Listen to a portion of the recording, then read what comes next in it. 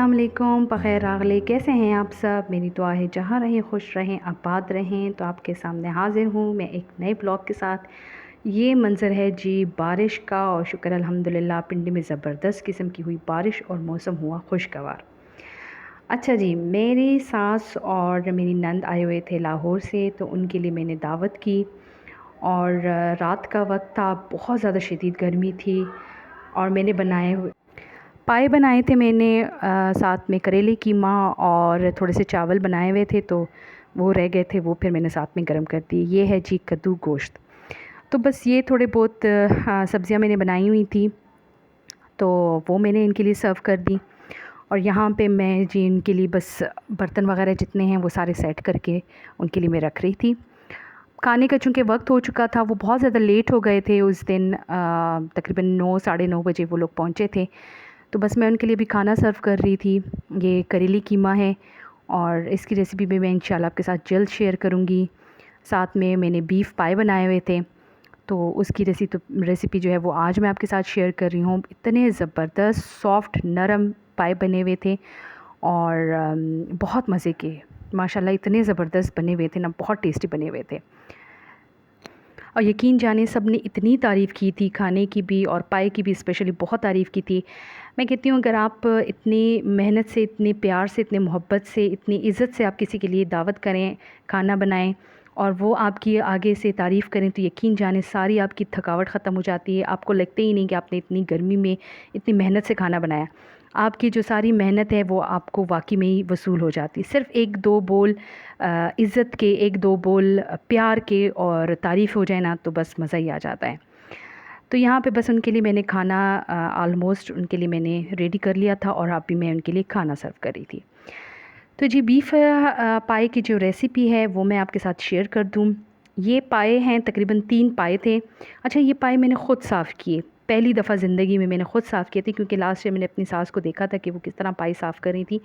तो बस इस दफ़ा मैंने ख़ुद ही ट्राई किया, मैंने कहा चलें ख़ुद ही करती हूँ।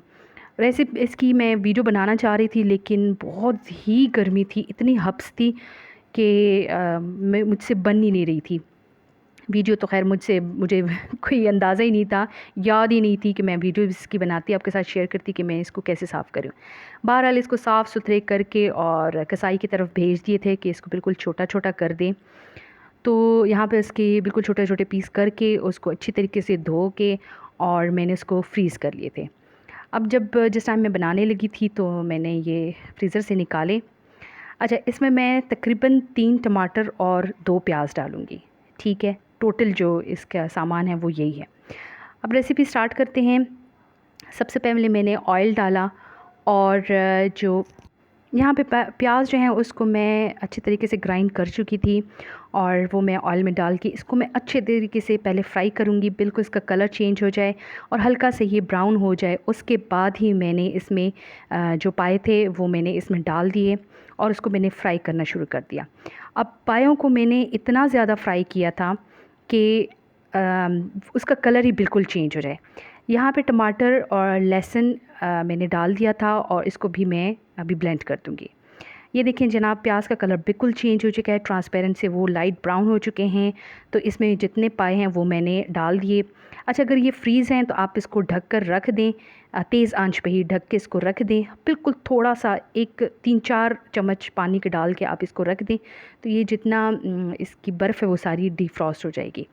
बस इसको अब आपने फ्राई करना है। अच्छा, पायों का जो सबसे अहम स्टेप है वो फ्राइंग है। जितना आप इसको प्याज में ज़्यादा फ्राई करेंगे, इसका कलर चेंज करेंगे, उतना ही इसका टेस्ट निकल के आएगा। ऑयल आप इसमें कम ही डालिएगा। यहाँ पे मैंने साथ में अजवाइन जो है वो भी ऐड कर दी थी, ताकि इसकी स्मेल और इसका जो एक बादीपन है वो ख़त्म हो जाए।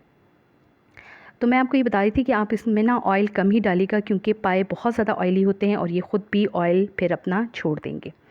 मसालों में यहाँ पे मिक्स मसाला, ज़ीरा, सूखा धनिया और नमक ही जाएगा। बस यही 2-3 मसाले जो थे वो मैंने इसमें ऐड करने थे।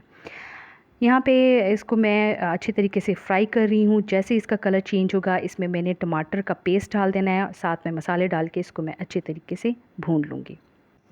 यहाँ जी पाए मैंने अच्छी तरीके से उसको भून लिया है मसाले में। अब मैं इसमें मुनासिब सा पानी भी ये कि आप ऑलमोस्ट कुकर जो है ना वो भर के आप इसको चढ़ा दें। ठीक है, तो इसको बस मैंने पानी वगैरह डाल दिए। अब मैं इसका कुकर बंद कर दूँगी। ये देखें, इसका ऑयल जो है, जो मैंने डाला था ऑयल, वो इसमें ऊपर ऊपर आ चुका है और इसमें वो ऑयल भी शामिल है जो हमने भूना, तो जो पाए ने अपना तेल छोड़ा था, ये वो वाले इसमें तेल ऐड हो गया। अच्छा जनाब, मैं इसको अच्छे तरीके से मैंने पका लिए हैं। आप ये देखें कितने ज़बरदस्त ही नरम हो चुके हैं। अच्छा, टाइम जो है, कुकर जब मैंने बंद कर लिया था तकरीबन कम से कम 1.5 घंटा इसको मैंने छोड़ दिया था। कम से कम 1.5 से 2 घंटे ये ज़रूर लेते हैं, लेकिन बीच में आप ज़रूर इसको एक दफ़ा चेक कर लें। जैसे ही इसकी हड्डी से गोश्त और इसका वो जो मिक्सचर है वो अलग होना शुरू हो जाए, तो बस आपके पाए तैयार हैं। और जी ये है इसकी फ़ाइनल लुक। यकीन जाने बहुत ज़बरदस्त पाए बने हुए थे, बहुत टेस्टी पाए बने हुए थे। आप भी इसी रेसिपी को ज़रूर ट्राई कीजिएगा और लोगों की ज़बरदस्त किस्म की तारीफ़ें आप भी मेरी तरह इकट्ठी कीजिएगा। तो बस जी ये था मेरा आज का व्लॉग, और मैं जा रही हूँ कहाँ, ये मैं आपको बताऊँगी इंशाल्लाह अपने नए नेक्स्ट व्लॉग में। तो अपना बहुत ज़्यादा ख़्याल रखें। इंशाल्लाह मुलाकात होती है आपसे अगले व्लॉग में। तब तक के लिए अपना ख़्याल रखें। अल्लाह हाफ़िज़, अल्लाह पामान।